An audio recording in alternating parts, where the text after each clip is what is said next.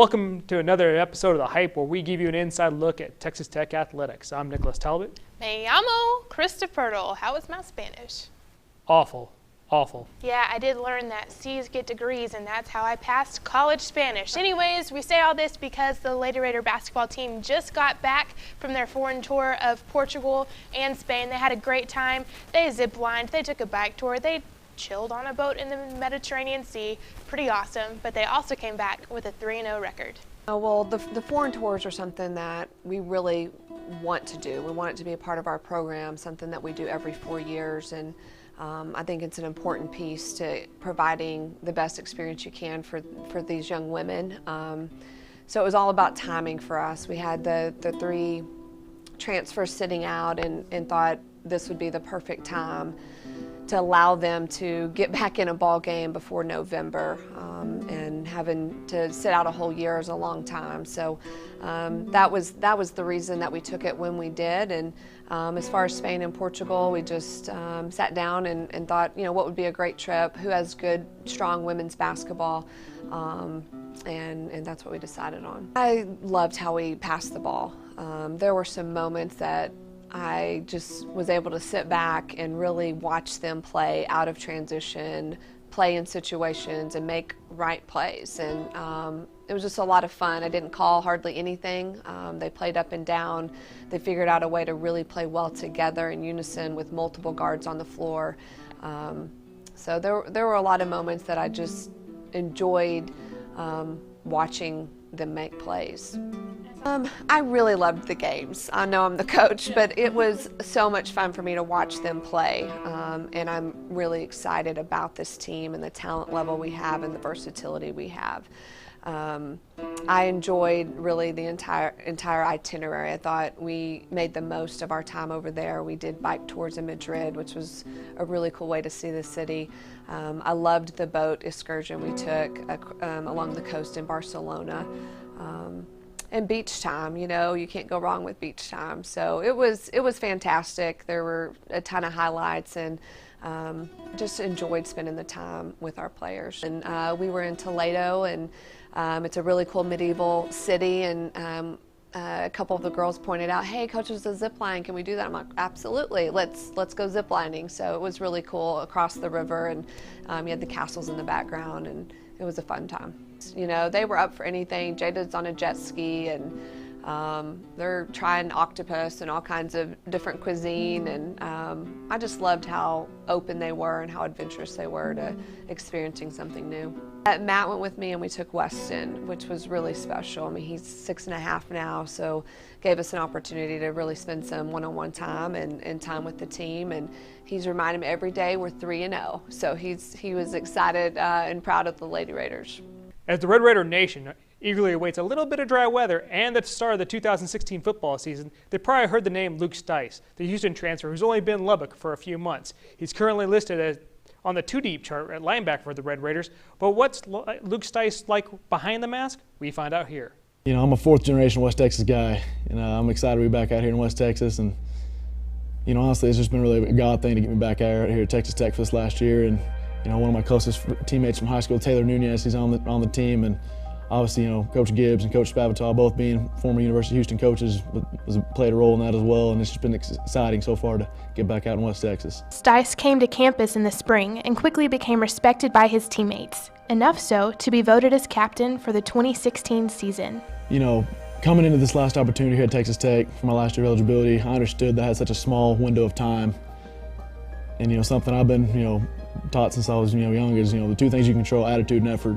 You know, I understood going to work each day, I had a limited amount of time to do whatever I can to help this team win a championship, and that's something I took to heart and really just tried to attack each day like it's my last and make the most of every opportunity I get. But for Stice, that C above his heart won't mean near as much as the number on his jersey. You know, one moment as far as me as a college football player this last 4 years was one of my best friends in high school was killed in a car accident working in the oil field right out of high school, and he wore 37 in high school, and I wore his number in the University of Houston to honor him and continue to wear that here at Lubbock. So that's always been an off-the-field inspiration to know that, you know, you're playing for more than just yourself. And, you know, obviously there's a lot of, you know, whys or sense of motivation, but that's always been a big thing for me and something that I kept close to my heart, and honor a former teammate, you know, on the field the best way I can. It's a special deal, honestly, you know, and just you know, knowing that his whole family are big Red Raider fans, and you know, he's got a cousin that's always been a big Red Raider fan. I got to work with him on a couple different occasions, and you know, just knowing that you can impact so many people, you know, continue to honor one of your best friends on the field, you know, just a real special deal, and it definitely puts things in perspective of how valuable each day really is. As Stice prepares for his final season of college football, sure, he's on a different team, but his perspective remains unchanged.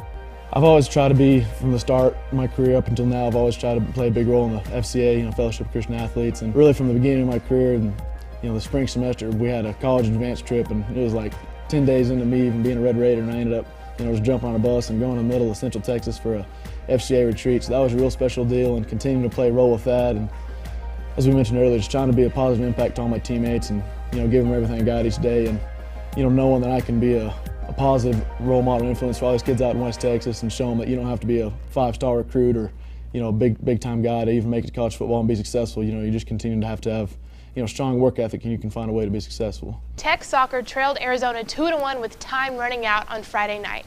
In the 89th minute, Rebecca O'Brien went top shelf and buried the equalizer. It was the first goal of her Texas Tech career, as Texas Tech finished in a draw with Arizona. Now, while O'Brien has been balling on the field for Texas Tech, what's she like off the field? If you could sing a duet with any artist, living or dead, who would it be and why? Oh gosh. Well, I mean, Christina Aguilera is fantastic, but she'd make me look really, really bad. So, I guess I'm going to say Christina Aguilera. All right. Maybe get some lessons in there too. Yes, That'd be definitely. good. Okay, if you could live in any historical decade, when would it be? That's a good question. I don't know, the 70s and 80s seems pretty cool, just because they seem very like chill and hip and laid back. I'm kind of like that, so I think I'd like that. Okay, favorite TV show of all time? Well, I really like Pretty Little Liars right now, shamefully, because they keep like saying that they're going to give us A, but they don't give us A, so that's annoying. But I do really like Pretty Little Liars. Okay. What is one goal that you're determined to achieve in your life? That's a good question. I do really want to have like 4 Doberman, because I really like dogs and I really like Doberman, and I want to have 4 of them, all different colors. Favorite Disney animal? Disney animal? What do you mean Disney animal? Like the sidekicks, like the dragon from Mulan or the monkey from Aladdin, like that. Okay. I think I want to have Flounder from The Little Mermaid, because he's just so cute and so nice, and he'll do anything for you. He's adorable. I like him. Okay. What did you want to be when you grew up, when you were 5 years old? When I was 5. Oh, gosh. I think I wanted to be a professional soccer player, actually. But yeah, I think that's all I had my mindset to, because I'm the youngest 4 and everyone played soccer in my family, so I wanted to be a professional soccer player. So you're doing pretty good right now, on right track. now, okay. On track, you're doing good. Okay. What have you wanted to try but you haven't been brave enough to do it? Skydiving, definitely. I hate the falling feeling, like in my stomach, so I hate it, but it seems so cool and very rewarding, so I'm thinking about doing that. Yeah, we just won't tell Coach Stone. Yeah, don't. We won't do that. Okay. What's your favorite app on your phone?